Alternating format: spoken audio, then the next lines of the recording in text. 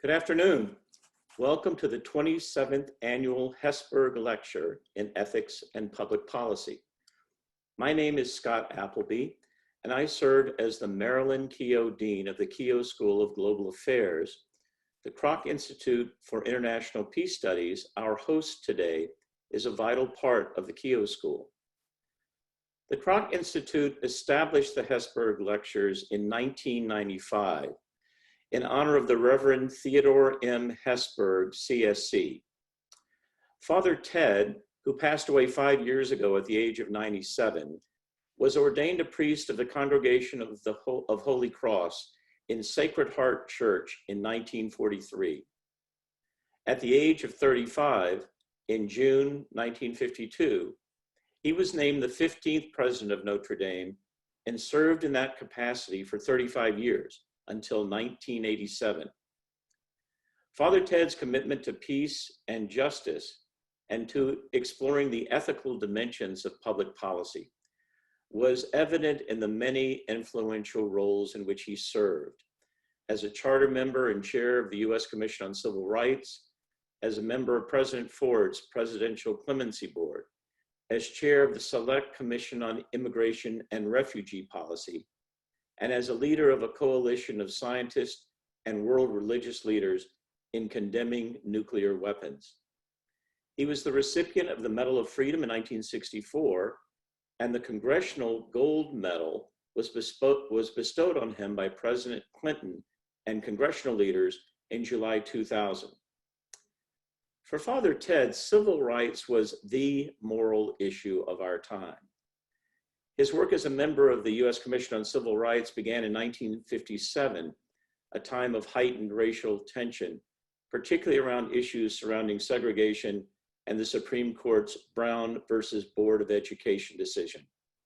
Commissioner Hesburgh, outraged by systemic discrimination and brutality against African Americans in the Deep South, including the various practices denying them the right to vote, led to the drafting of the legislation that became the landmark 1965 Voting Rights Act.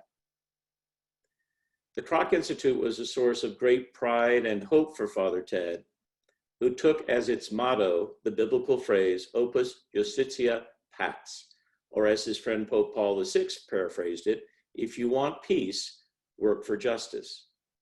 He and Mrs. Joan B. Kroc envisioned the Kroc Institute as a center of education and training for young people from around the world who would come to Notre Dame, become expert in the knowledge and practice of peace studies, return to their home countries to work on advancing peace, and form a global network of peace builders, which today numbers over 1,500 graduates of the Kroc Institute.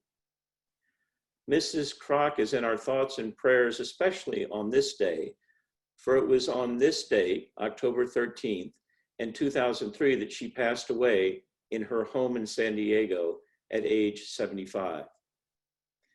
This lecture series that honors Father Hesburgh follows his example of open-ended inquiry that takes values seriously and cherishes wisdom and action.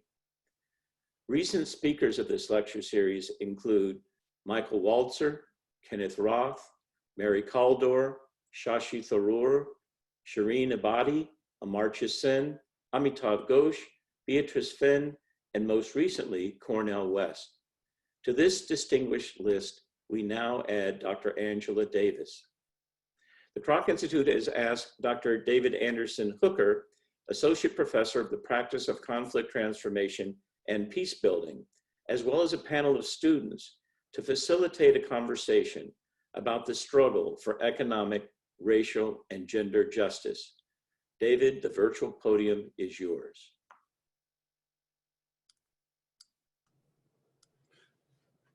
Thank you. Good afternoon. I am excited and humbled to be able to participate as moderator for this conversation. But I should begin by acknowledging, yesterday was Indigenous Peoples Day, but we should acknowledge at all times that even the virtual ground upon which we operate is land that has previously been occupied. Some of it has been misappropriated by indigenous peoples of the land. And so we acknowledge the continuing strands of the Potawatomi and all other bands of indigenous people who previously occupied this land and used it for life, for education, and for all forms of their civilizing process. For the afternoon, our conversation partners, I want to invite our conversation partners in to the conversation. So introducing them, Duncan Donahue, is a third-year undergraduate student in peace studies and sociology. Duncan is a trainer in the Sunrise Movement, which is a youth movement to affect climate change and to create millions of new jobs within the energy sector. Lanai Johnson is a first-year master's student in our Masters of Global Affairs program in the International Peace Studies track, who is focused on the intersection between gender and conflict, and particularly interested in issues of genocide, mass atrocities, and the ways in which these are either overlooked or not sufficiently theorized and not sufficiently engaged in practice in peace studies. And so we welcome Lene. And also we welcome Amarist Parks, who is a second-year PhD student in peace studies and sociology. Amarist is focused to a great extent on schooling practices and structures and how educational communities, her question includes how educational communities can center for holistic success the possibilities for Black, Indigenous, and other students of color. And all of us are honored to be here, and yet the reason that the Kroc Institute, the Keough School, had to extend its license beyond the normal license to allow the size of audience we have is because of our primary conversation partner for today, Dr. Angela Davis, who for most would need no introduction. Her introduction is, could be expansive, but we want to welcome Dr. Davis. Dr. Davis is, right now, she serves as the Distinguished Professor Emerita of History of Consciousness, which is an interdisciplinary PhD program, and also of feminist studies at the University of California, UC Santa Cruz. She is the author of 10 books and numerous other articles and so forth. She's lectured around the world in Europe and Asia and Australia and South America and Africa, certainly. A lot of her work draws on her earliest experience in the 70s in both having spent time in jail and on trial, in her work as part of a significant engine for the Black consciousness movement, and spent time as one of America's most wanted list, top 10, FBI's top 10 most wanted.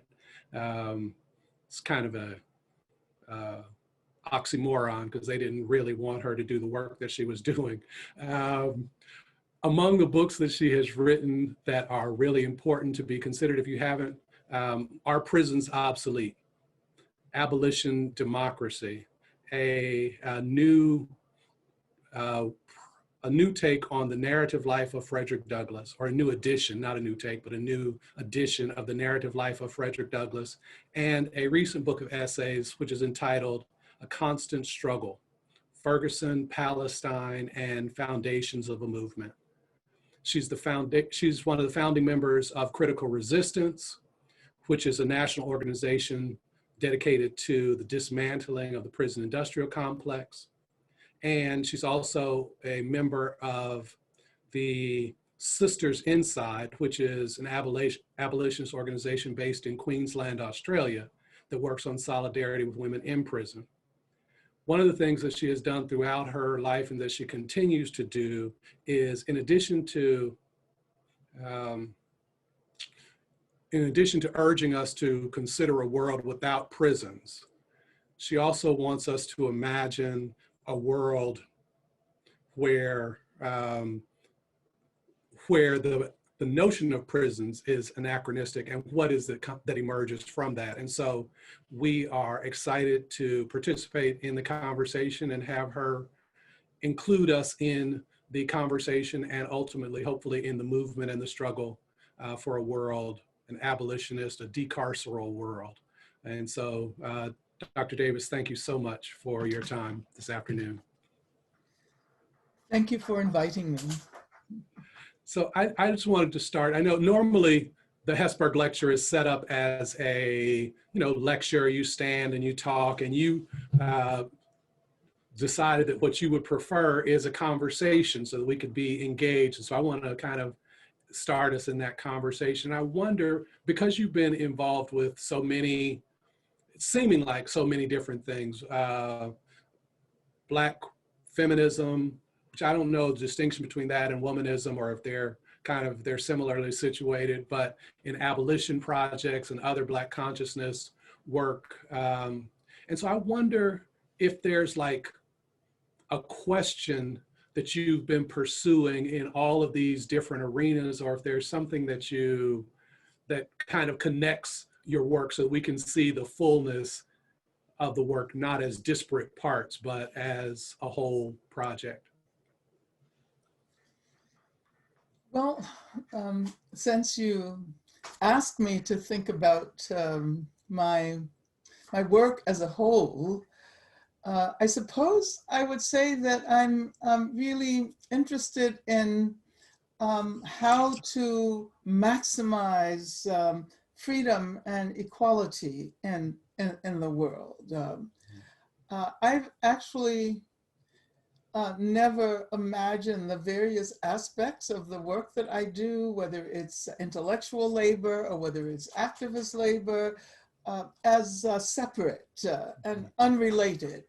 And as a matter of fact, now we have a term that was offered to us by Kimberly Crenshaw, namely intersectionality, that not only urges us to think about the ways in which different identities work together, but also how struggles are interrelated. So I guess I would say that I've always been interested in the connections and interrelationalities of various kinds of quests for democracy and justice and freedom. Mm-hmm. And where's that positioning you right now in this current time? Like, what are the points of urgency, or where's the question causing your focus or drawing your focus right now?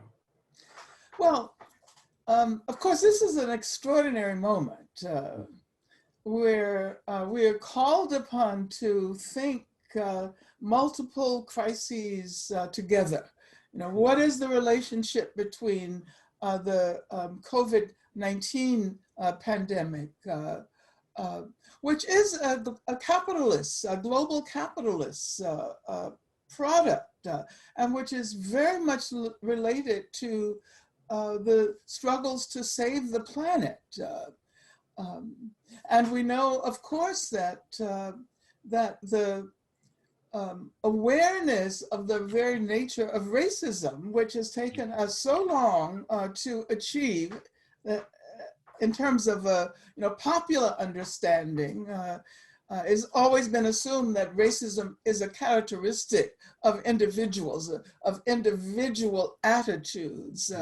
And those of us who have been talking about systemic racism, institutional racism, structural racism for many decades have been marginalized. Mm-hmm. And so it's very interesting that it was precisely the context of the pandemic that urge people to ask the question, why is it that so many indigenous people are dying of the pandemic? Why are Black communities and Latinx communities disproportionately affected, damaged by this pandemic?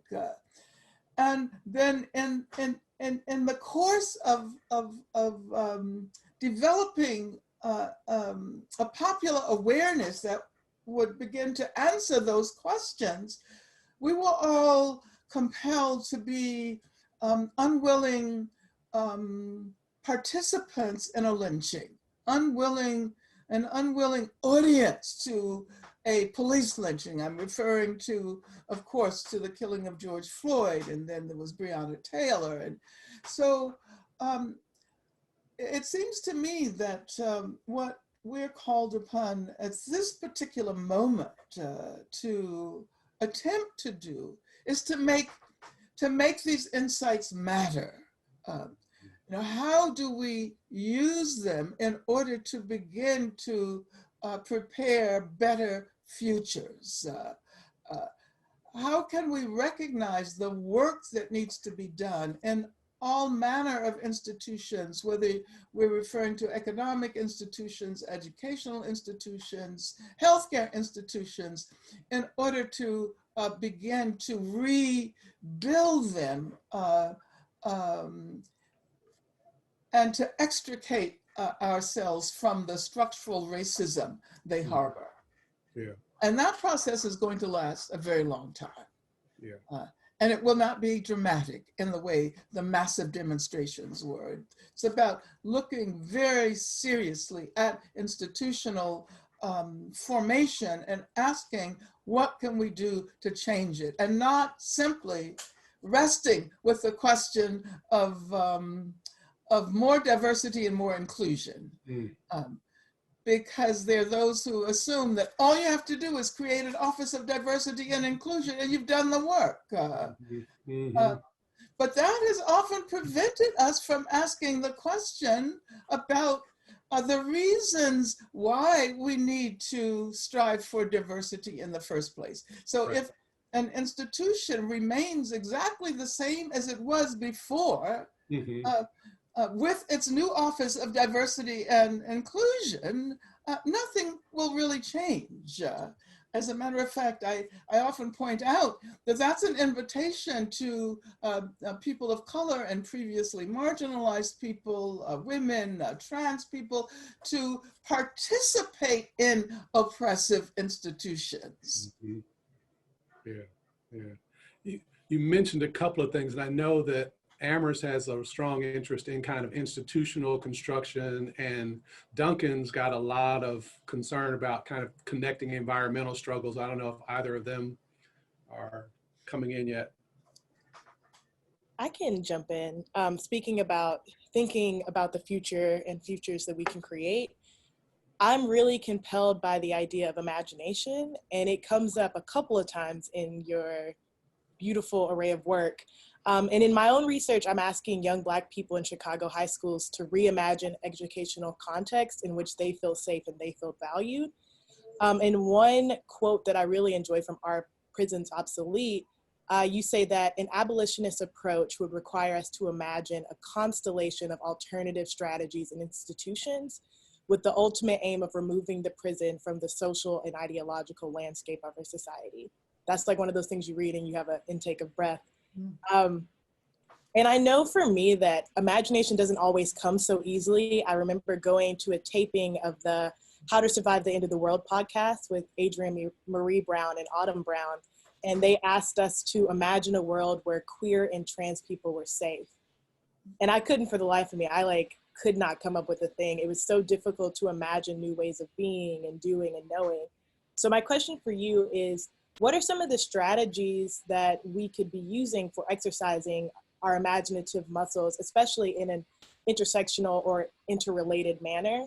And what are some of the things that are giving you hope that we can imagine in the name of decarceration? Wow, that's a wonderful question. You know, I was actually on a a Zoom call yesterday with Adrienne Marie Brown because we're participating in a program that is called Visualizing Abolition. And so thank you so much for this question about the imagination. I think that the faculty of the imagination is critical to the work that we're doing, which also means that we evaluate the parts that art and culture plays in our struggle differently. It's often assumed that what art does is to simply illustrate what the activists are doing, and they're doing the real work. But as a matter of fact, it is those who have learned how to cultivate the power of the imagination that can allow us to begin to feel what we may not yet be able to express in words. And so the cultivation of the imagination is so important during this period, particularly given the fact that we often have stunted imaginations when it comes to the question of security and safety. Why is it that all of us, I would say, even those of us who consider ourselves to be radical, we have this internal impulse to call the police when something goes wrong, without first thinking about ways of resolving the situation that do not need to involve armed human beings. If someone is having a mental health crisis, why do we call the police? When the best training of the police is how to use weapons and how to damage people. And so I think that this is a period when we see demands like defund the police, abolish prisons, those are the negative side of a productive process of trying to imagine what it would mean to live in a society where we all were able to experience safety and security. That would mean a different approach to healthcare and mental health care. That would mean jobs. It would mean housing. It would mean education. All of those things. So we have to think very capaciously or imagine capaciously, and at the same time try to figure out very real answers to specific questions. But thank you so much. We could spend the rest of the hour trying to understand the role that the imagination might play. But let me say that art helps us to educate the imagination. And this is a term I think we need to use. How can we educate ourselves so that we have this capacity to think beyond what exists in the present? Thank you so much. Duncan. Thank you for your being with us today, Dr. Davis. So sort of as David mentioned, I'm an organizer with the Sunrise Movement. And one of the things that is sort of, that we talk about a lot and appears constantly in our work is this disconnect between like the Black and Indigenous communities, which bear the brunt of the climate crisis, and the disproportionately white membership and leadership and public image of the climate movement. And so I'm curious as to how you sort of see that tension there, and then also how you see the intersection between the climate crisis and the other crises we're experiencing in the climate movement and other facets of the global movement for justice. Well, thank you for the question, Duncan. I think you're right that when one looks superficially at the climate movement, the environmental movement, it appears to be a largely white movement.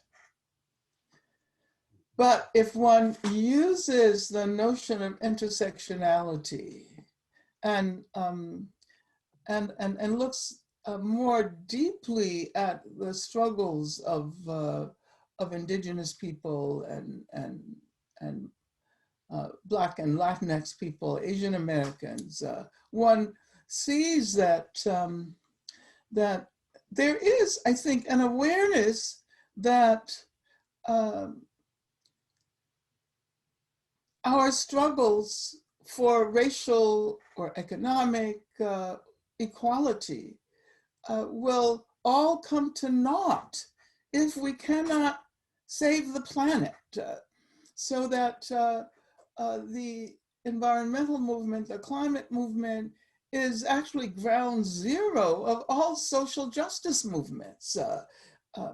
And I do think that the very notion of environmental justice, which came out of Black movements and out of the recognition that Black communities suffer most, as you pointed out, Black communities, indigenous communities suffer most from these assaults on the environment.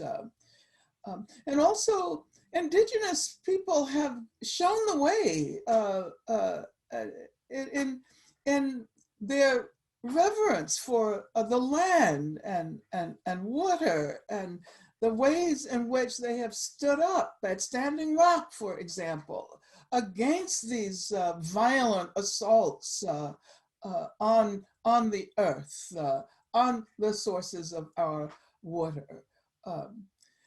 So I think that that it's a question of broadening the frame and recognizing that that these issues are always interrelated and they always intersect. And I can say that many years ago, there were those who argued that that Black women weren't really interested in feminism because the feminist movement that we saw was a largely white movement. But of course, the research that many of us have done demonstrates that Black women were involved from the 19th century on in struggles for gender equality. It is just that those struggles were framed in relationship to struggles for racial equality. So that I think that if one complicates the way in which one views these questions, and if one uses an intersectional frame, the contributions will become far more apparent. So, Lene, I know that a lot of your interest is in this space of intersectionality and gender and violence and kind of the work of women in, both the work of women and the way that violence distinguishes women in some parts. So what thoughts are you having about what you're hearing? Yeah, thank you. And it's great to be in conversation with Dr. Davis. So I guess I recently I think we've all by now seen the devastating decision by the grand jury to not indict any of the officers on charges related to the murder of Breonna Taylor. So this has recently caused me to think a lot, especially with the classes that I've been taking, about something the Combahee River Collective said in their statement, which is merely naming the pejorative stereotypes attributed to Black women, let alone cataloging the cruel, often murderous treatment we receive, indicates how little value has been placed upon our lives during 4 centuries of bondage in the Western Hemisphere. So considering this, I'm wondering, do you think that Breonna Taylor's murder and the subsequent unjust ruling are indicative of the continued devaluation of Black women in America? And then do you think that this concept of abolition feminism, which is the topic of your book coming out next year, can act as an avenue towards justice for Black women? Oh, thank you for that question. Yeah, first of all, there's a huge number of names of Black women who have been, whose lives have been damaged and destroyed by racist state violence.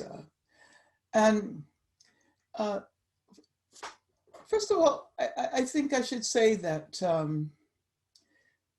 as we try to become aware of the part that racism has played in shaping the way we view and experience the world, we should also recognize that racism always exists in relation with heteropatriarchy. A race is always gender. Gender is always race, and both race and gender are inflected by class. So that is the framework. So it means that we have to, even as we participate in efforts to eradicate state violence, and we see that the target of state violence is represented as male. We're talking about the particular politics of representation here. And even as we engage in these processes of challenging racist state violence, we also have to be critical of the fact that a gender is often left out of the frame. And so the assumption is that what we need to do is to protect Black men. And I think we're in that moment now where we're finally beginning to acknowledge that it's that it's not a masculinist struggle, it's a feminist struggle, and that not only women but huge numbers of trans and non-binary people have suffered as a result of the nature of state violence in this country. As a matter of fact, Black trans women are probably, as I pointed out many times, the most consistent targets of all kinds of violence, whether we're talking about state violence, whether we're talking about stranger violence, individual violence, intimate violence. And so thank you for bringing up the Combahee Collective manifesto, because so many of these insights have already been developed in the past. And we're only now recognizing the value of these analyses that were developed in, in the 19th century, and that were developed in the 1970s. You're talking about a statement that was released in 1977. So that in many ways, the unfulfilled promises of the past help us to develop agendas for struggle in the present. And certainly the failure to hold the police officers who murdered Breonna Taylor accountable is something that we should challenge. While at the same time recognizing that simply punishing individual police officers is not going to eradicate the structural racism. So that this feminist approach of figuring out how to work within contradictory frameworks, how to hold things in tension, how not to decide to choose one or the other, but rather both and.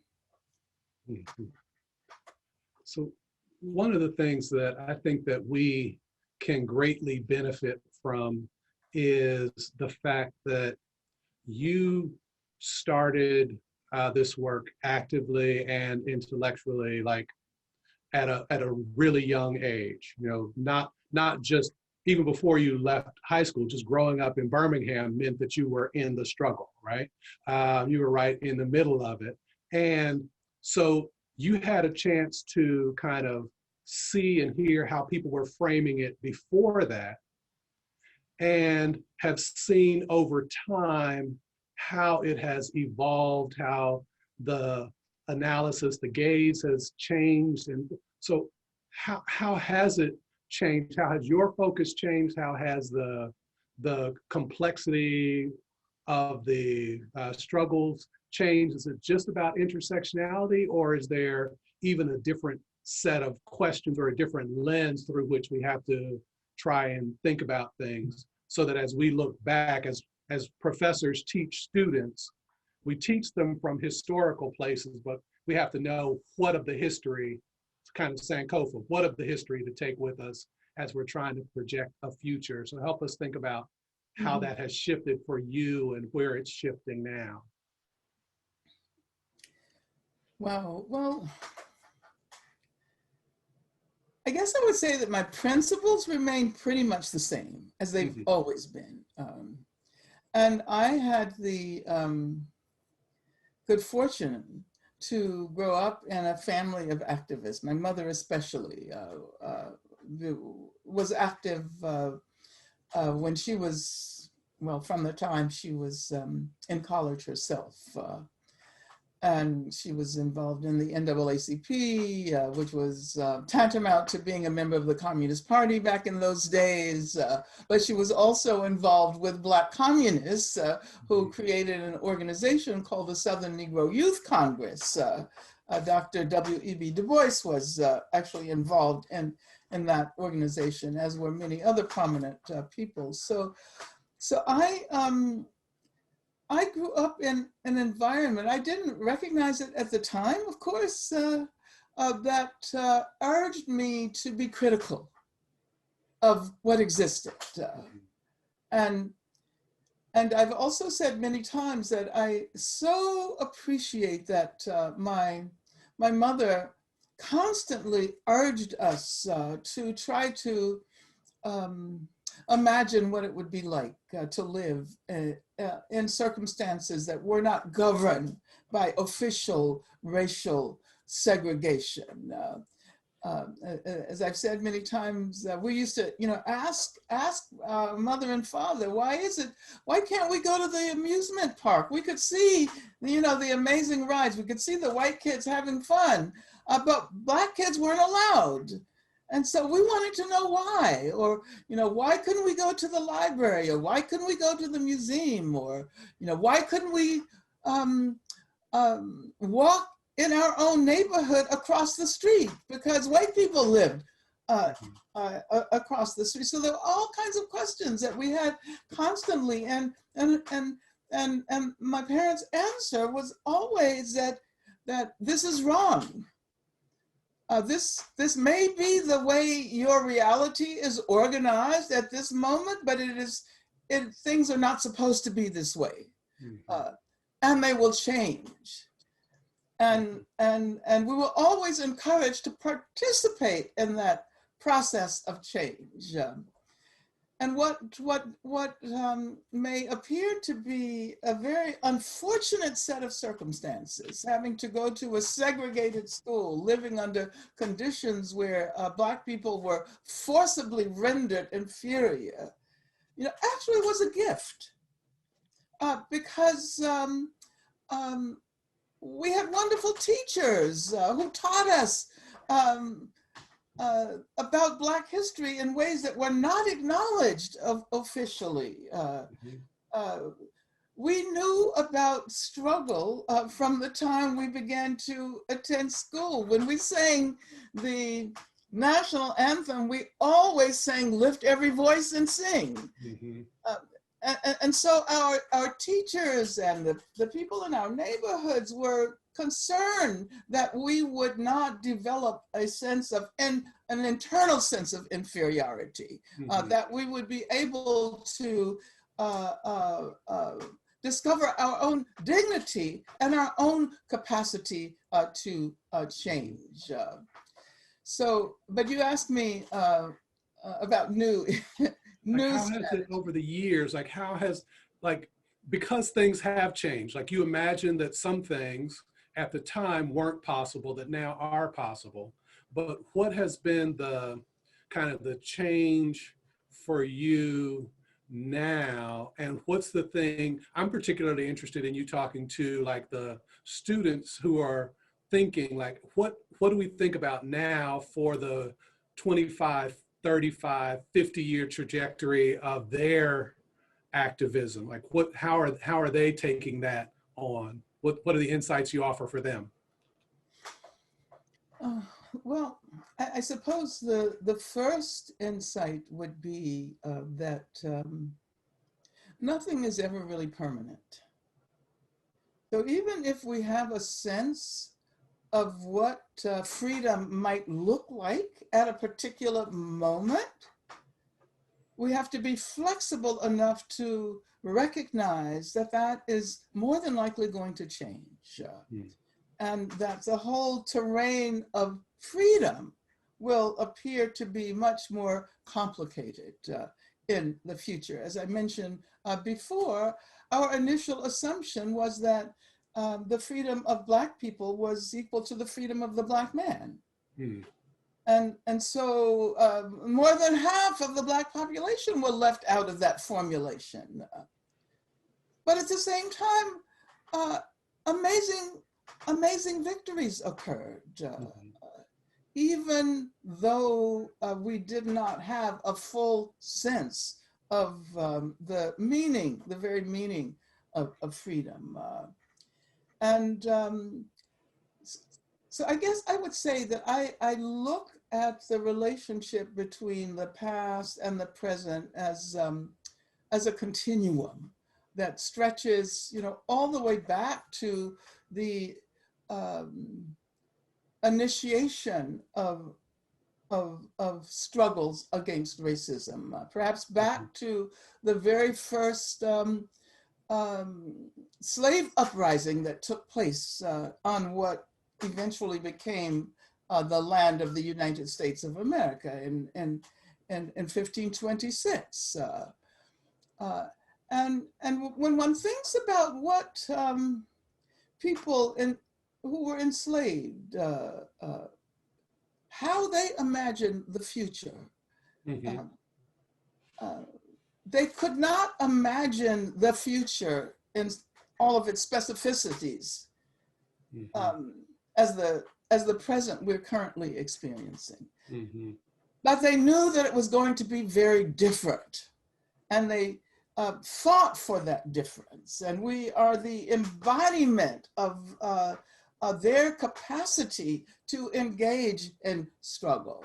And I think our relationship to the future is the same. We cannot imagine in all of the specificities of the future what it will be like. And this is why we really need art and music, because it allows us to get a sense of the difference between a liberatory future and the present that is so subject to economic and racial and gender oppression. And I know both Lene and Duncan has some questions about how do you infuse those principles, practices, insights in organizing practices. And so I wonder if one of them wanted to talk about that.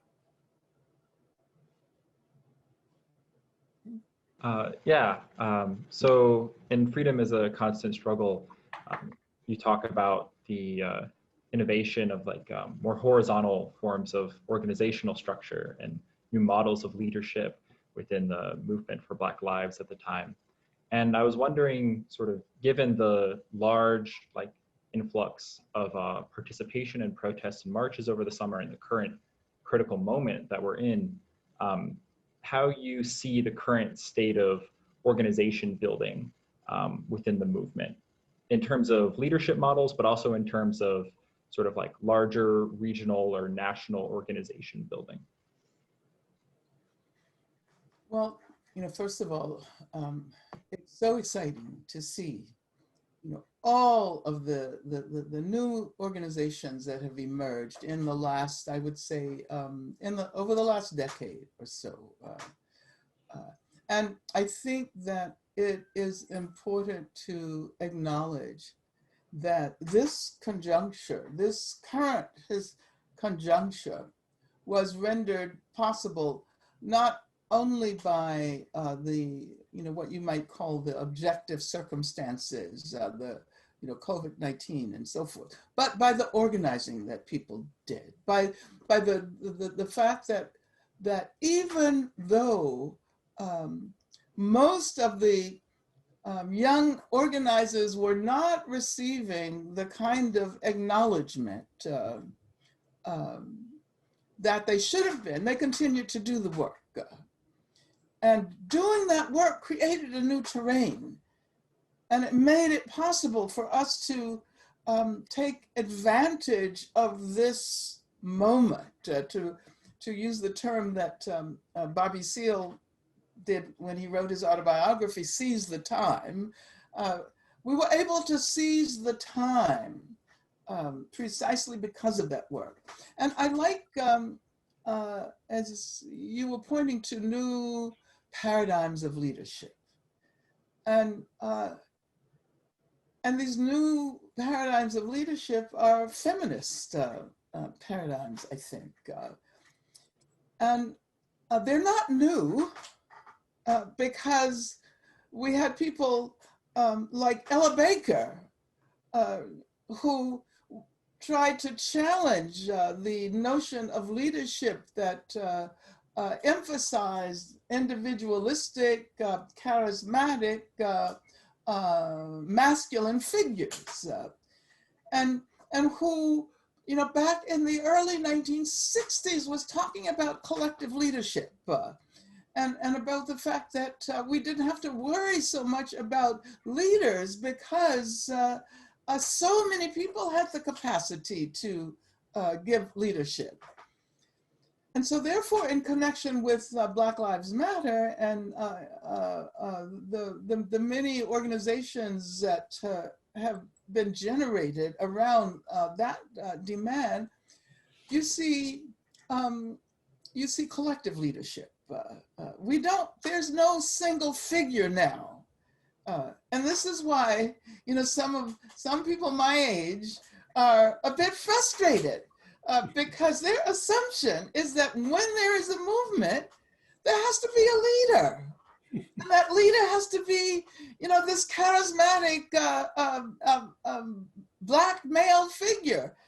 And we don't see him. But we see huge numbers of women and men and non-binary people who are engaged in processes of building movements and organizations. And I think this is the way movements expand.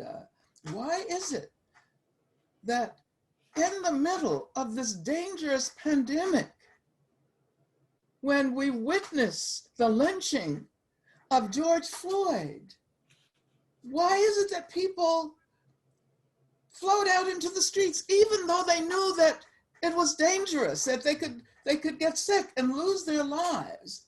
And I think they did it because they had been affected by the organizing that young people have been doing over the last decades. It finally began to make sense.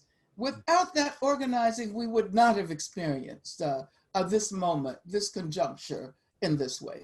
Mm-hmm.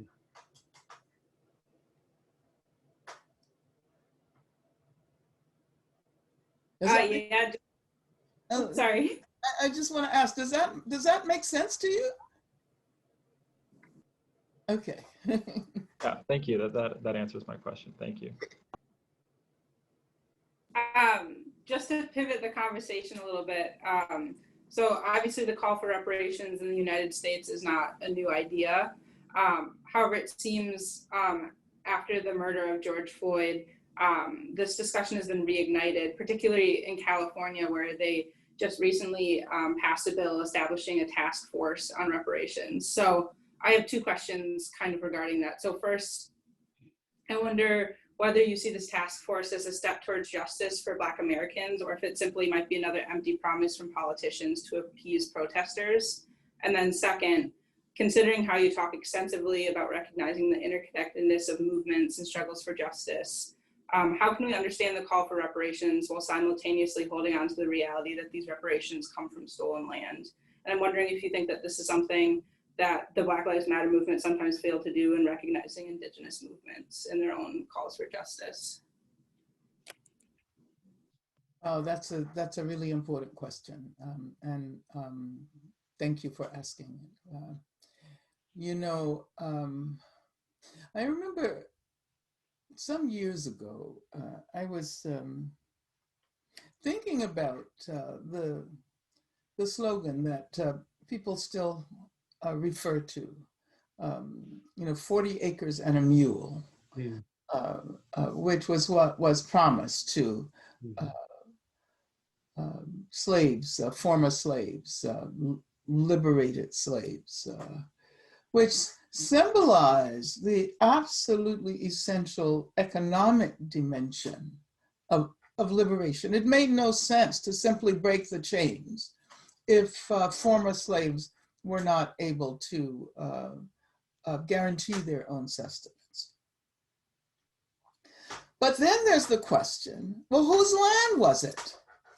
So how can you simply say for every Black family gets 40 acres and a mule when you are infringing on the land that truly belongs to the indigenous people? So I was thinking that meant that we had to really begin to rethink the way we imagine Black history, and that we kind of have to start over again. You know, one of the reasons why conservatism is so powerful is because people don't want to muddy the waters when it comes to something that they are convinced is the very guarantee of our sense of normalcy. And we've kind of been thinking about Black history and the history of the first peoples of this land separately. And there are whole fields. There's Black studies, of course. There's Native American studies. So how do we recognize that in many ways we have to start all over again if we really want to get a sense of the value of those histories, and recognizing that the very first slave rebellion that took place, as I said before, in 1526 was one in which indigenous people assisted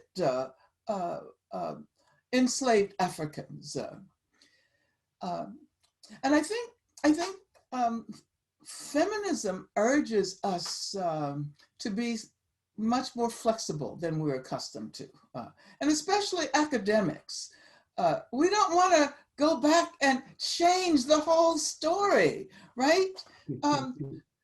Because what will happen is the very foundations of the knowledge that we think we're generating get destroyed under our very feet. And I mean, this is why conservatism is so seductive, because people don't want to have to do that difficult work. And we see that right now, we're doing work that should have been done in the immediate aftermath of slavery.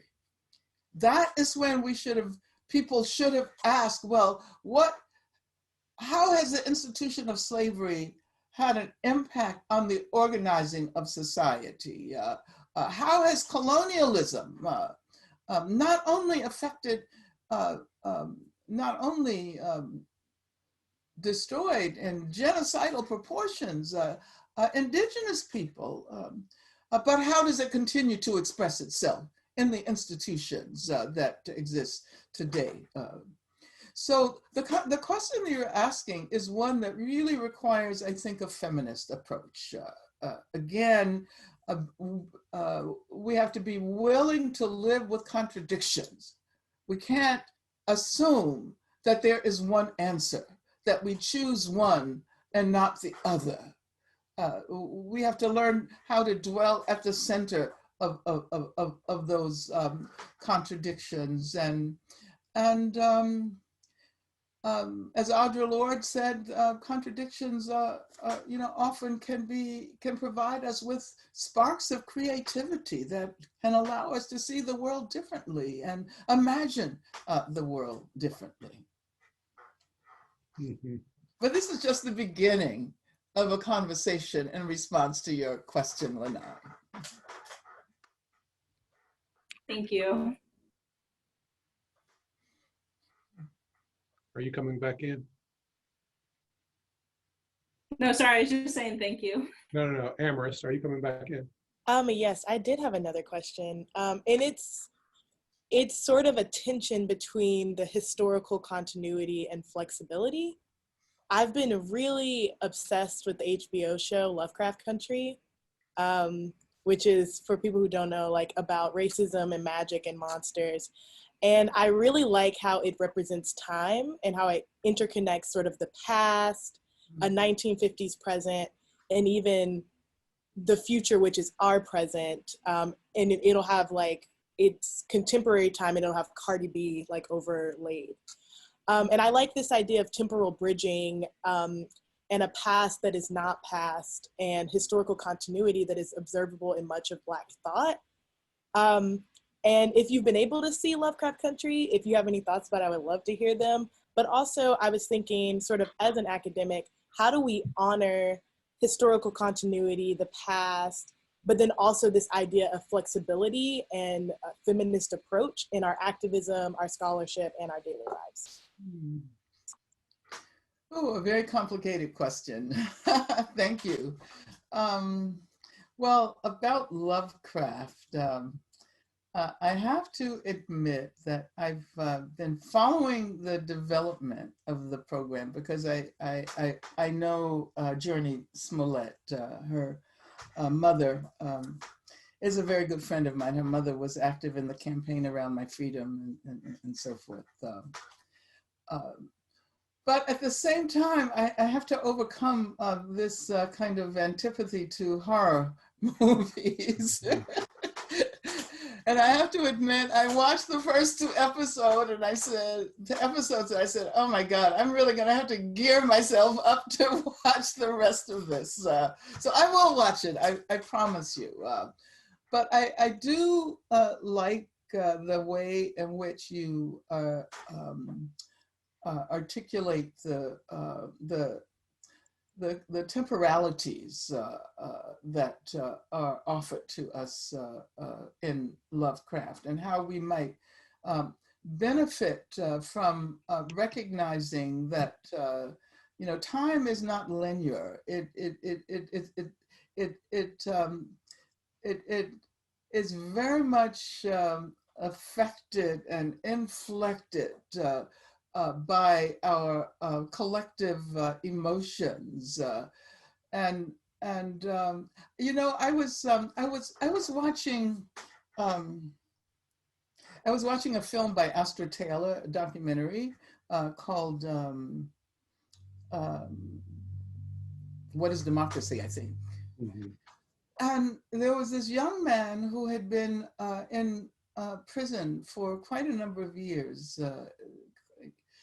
It was actually a remarkable scene because he was actually working as a barber and he was shaving this white guy's face and talking at the same time. And so he started to talk about slavery, but he didn't say slavery. He said, not long ago, this is what my people experienced. And it was so interesting because the ways in which we had been encouraged to think about slavery is to push its existence far into the past, not accessible. And we never learned how to talk about slavery, except maybe in terms of films. The only time there would be public conversations on slavery would be when something like Roots happened in the 70s, or 12 Years a Slave, or whatever. But I was struck by the way in which he's just so nonchalantly talked about his own past in that way, and I think that we have to cultivate different temporalities. I am so struck by the temporalities of indigenous people who among so many indigenous people, 7 generations was not that long ago. As a matter of fact, among some people, when we engage in work today, we have to ask ourselves, what will be the reverberations of this work 7 generations later? And we're not accustomed, we have this very capitalist mindset, which is individualistic, and the measure of reality is the measure of a human lifetime. And so we're lacking in the capacity to imagine. And you asked the question about imagination before. This is one of the reasons why we have to cultivate our imagination, that will allow us to extricate and liberate ourselves from this imprisoning temporality that only focuses on individuals and only focuses on nations. What is our relation to people beyond the borders of the US? What do the borders mean? So all of these questions that might seem to be kind of utopian or idealistic can eventually make a difference, a real difference in the social world. And I'll just say that never in my wildest imagination could I have recognized that in 2020, abolition would be a part of the mainstream discourse. That we always used to talk about abolition as if it was far into the future, long after our lifetimes would have concluded. But you never know. You never know. And so that is certainly why I think that cultivating that capacity is so important.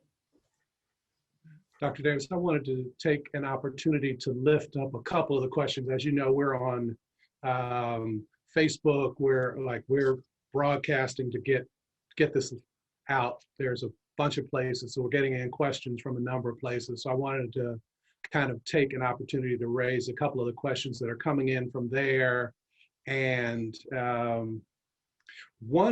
few of them all center around this question of how you situated yourself in academia, where academia hasn't necessarily been kind of always, the best place for activists, struggle, that kind of thing. And so, how have you learned to trust, if that's even a thing, being situated there? How is that shaping what you're able to do? And then for those of us who are involved in the academic project as students, as faculty, as whatever, this is a lot of that. What's the advice? What do we take from this?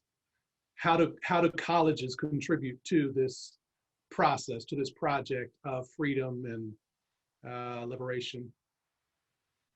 So that's about 9 questions that I got, and I just mashed them all in, and then I'm offering them to you to sort out. Well, first of all,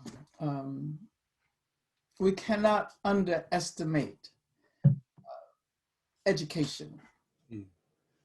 And I'm reading David Bright's biography of Frederick Douglass right now. Mm-hmm. And it's so fascinating, the way in which he recognized that education was the key to everything. And that he actually stole his education. Mm-hmm. And excuse me, let me have a sip of tea. But of course, the institutions of higher education are deeply problematic. Mm-hmm. And oftentimes we think about education as being equivalent to the institutions themselves. Mm. And I see education as being so much broader than that. Of course, I value what I've learned inside of the academy. And I've learned critical theory. And that critical theory encourages me to be critical of the very venue in which I was exposed to those ideas of critical theory. So I guess, what I'm saying is that I've learned how not to be comfortable anywhere, even at home. Mm-hmm. Even among my friends, I have to always adopt a critical perspective. And I've learned that in part from my studies. Mm-hmm. I've also learned it from the education that I have received from in organizations and movements, from workers in prison. Some of the most important things that I have learned from prisoners. Mm-hmm. And I see that as a part of my education. I understand that sometimes people get really frustrated with the institutionalized character of the education and that's understandable. Mm-hmm. But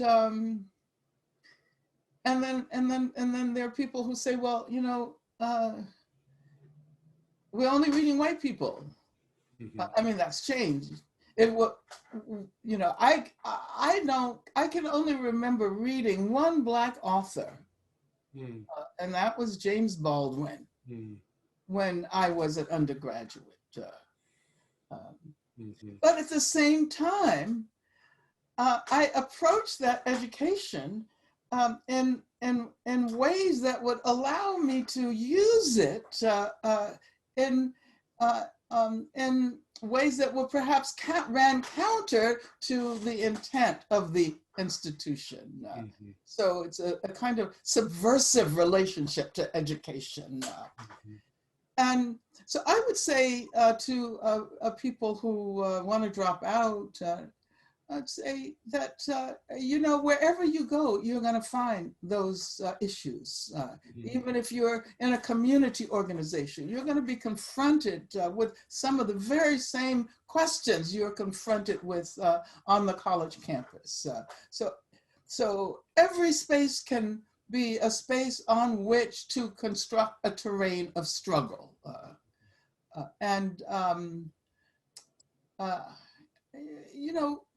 You can use your education. You can steal your education in the way Frederick Douglass did. And what would our struggle look like if he had not decided that he was going to use all kinds of methods to persuade people to tell him the meaning of this word, or where can I find a book to Webster's Speller.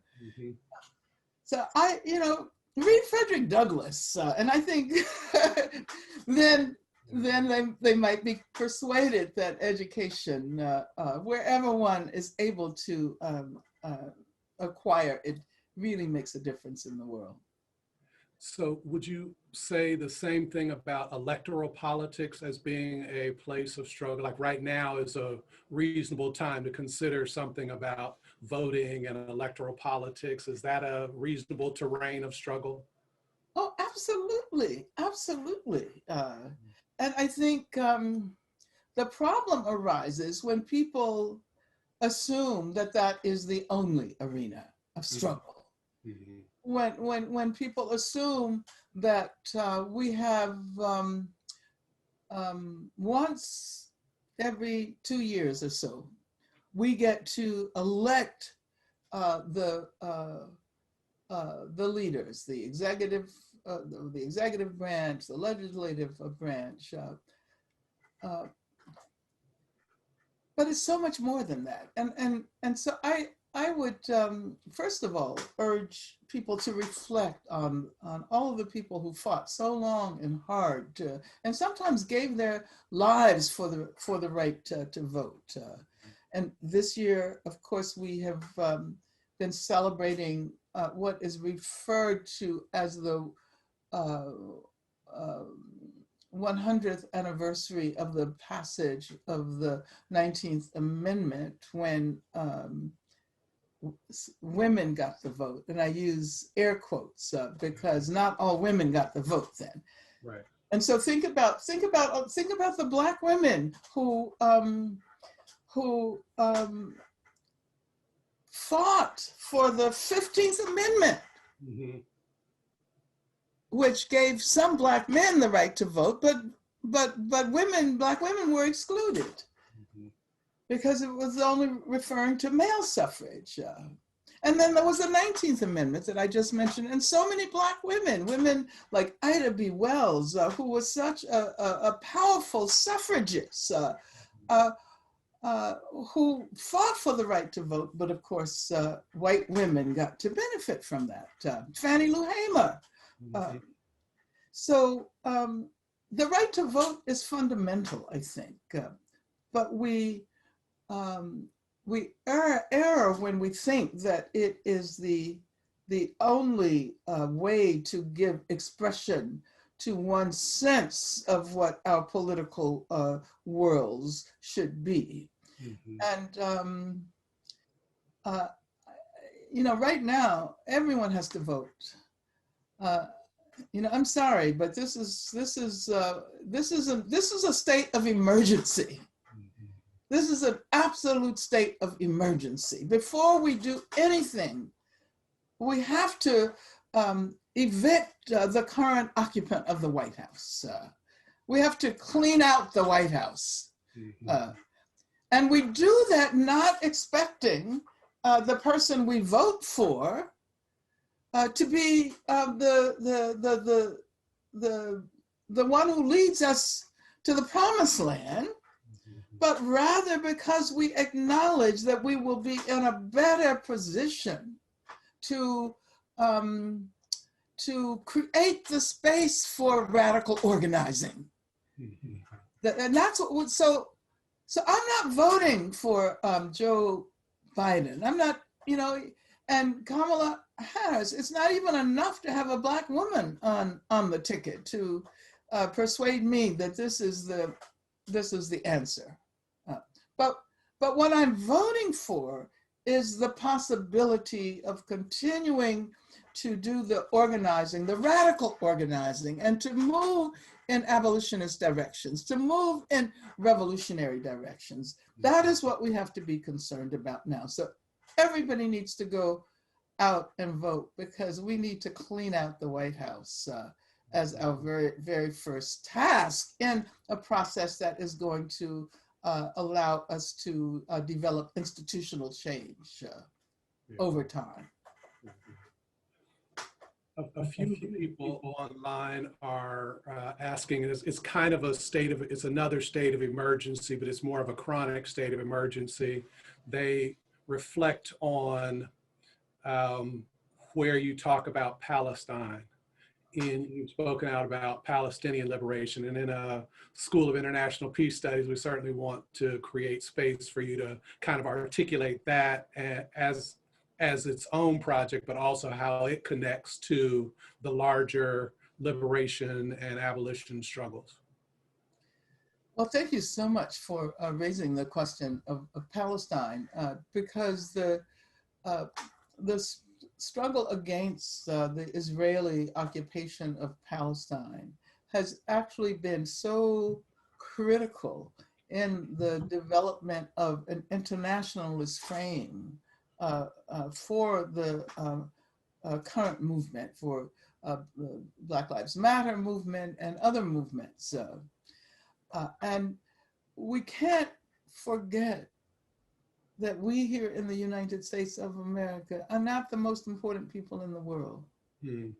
And unfortunately, you know, I hear even among progressive people, this is the greatest country in the world.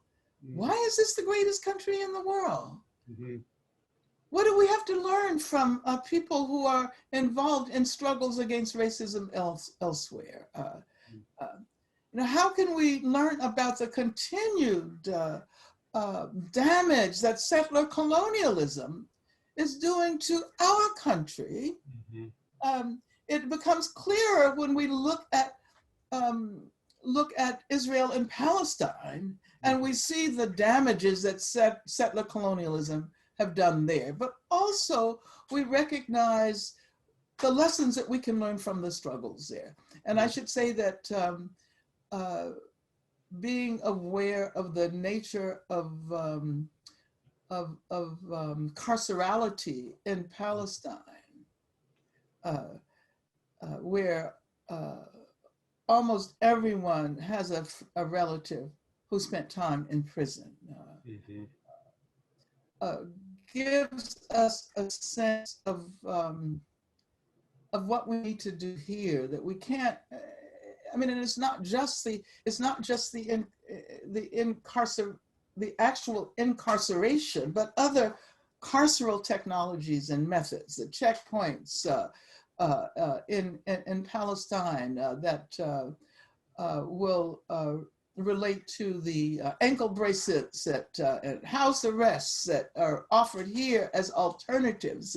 We have developed a much more critical sense of what it means to challenge the carceral system in the US by looking at the experiences of Palestine. And we can talk about Brazil, and we can talk about struggles that are unfolding in Africa. In South Africa, they are continuing to struggle against the legacies of racism, because even though the vast majority of their police officers are Black,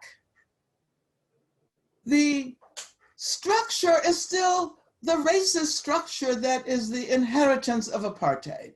And so they are dealing with the same issues that we are here in terms of racist state violence, even though all of the actors are Black. So it tells us that we can't simply say that, oh, we need more Black people on the police force, we need more Latinx people on the police force. That's a superficial answer. And so that internationalist perspective is so important, particularly given the nature of global capitalism. And I see that time is almost up, and I don't want to get off the call and say, I didn't even talk about capitalism, because that is the elephant in the room. That is connected to all of these issues, environmental issues, racism. Capitalism is racial capitalism. We use Cedric Robinson's term, racial capitalism, because colonialism and slavery were the very foundation of capitalism. And they can, and global capitalism continues to exploit and misuse the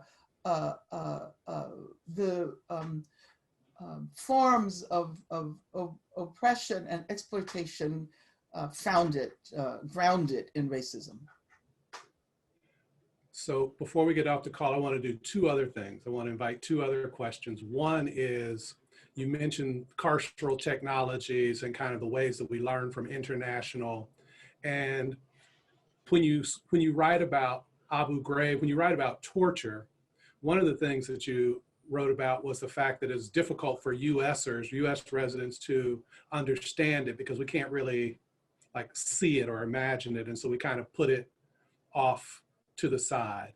And some of us in Chicago got a chance to really see it in the 20 years of state-sponsored torture that ultimately that put many Black and brown body people in jail and ultimately resulted in the creation of the Chicago Torture Justice Center.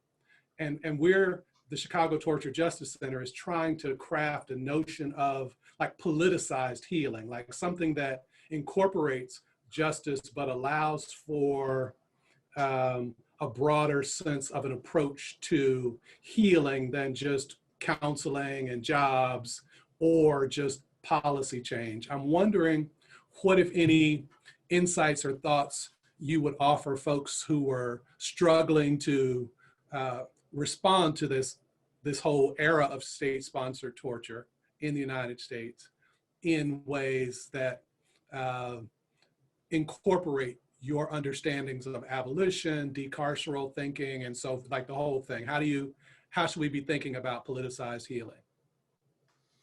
Well, I think this is again where the imagination enters the picture. We shouldn't be confined by what already exists,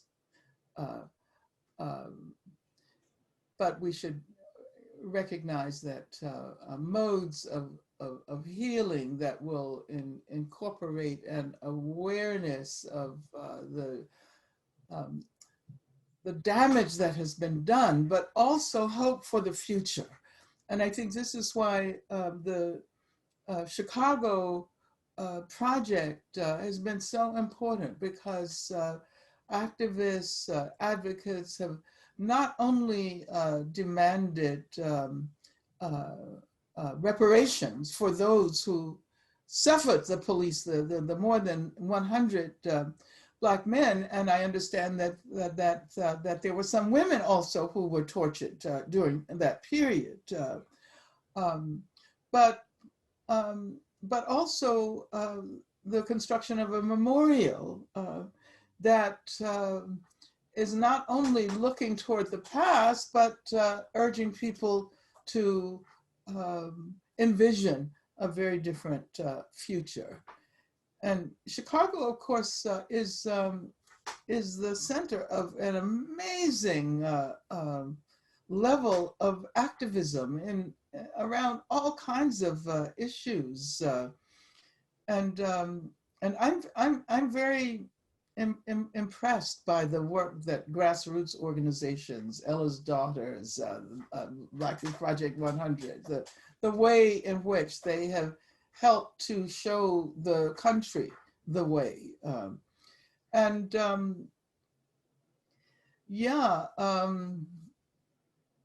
There's also the realm of art that we touched on a bit in response to the question about imagination, but I think that visual art plays such an important role in allowing us to reflect on the way in which ideology has colonized us. Because a lot of this work that we're doing is trying to make ourselves aware of the extent to which we are all products of ideologies. And we often do the work of the state without even realizing it. The abolitionist movement recognized early on that it's not just about getting rid of these external institutions, but it's about being aware of how they have affected our interior lives. Why is it that we have retributive responses even in our personal relationships when someone does something wrong to us, that immediately what we want to do is punish them. Mm-hmm. We want to do the work of the state. Mm-hmm. So how can we begin to engage in this very complicated process of recognizing the multi-pronged way in which these very oppressive ideologies and institutions have been able to survive. They've only been able to survive because we carry them with us. And we have to carve them out of our own emotional and spiritual makeup, even as we challenge the objective institutional functioning that is responsible for racism, heteropatriarchy, transphobia, etc. So last question. I know we're close. Last question. Where are you finding joy these days? Oh, wow. Oh, wow. Okay. That's actually, that's kind of a nice question to end with. But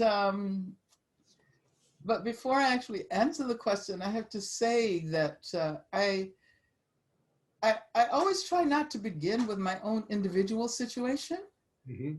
And I'm especially reminded of the need to beware of that kind of individualism and not to use my own predicament as a measure of social possibilities, especially given the solipsistic behavior of the current occupant of the White House. I'll just leave it at that. So I begin by thinking about those who are not as fortunate as I am. And at the same time, I can say that there's a great deal that gives me joy during this period. First of all, having more time to devote to activities that bring me joy. You know, just like my dogs are amazed that they've gotten at least one walk every single day since the beginning of the pandemic. You know, walking on the trails, looking at the sunset, which in California, in Northern California, we've had these incredibly beautiful sunsets. But then we have to be aware of the fact that it's been produced by the fires. So you know, I always try to incorporate a critical dimension, even into all of those things that bring me joy. So I get to do Pilates and yoga and gyrotonic, and I get to read things that I wouldn't have had the opportunity to read. I don't have to get on a plane. You know, but at the same time, I realize that we have to make good use of this moment. Mm-hmm. And we have to do the work that allows us to use, as Arundhati Roy said, to use this pandemic as a portal, toward a better future. Mm-hmm.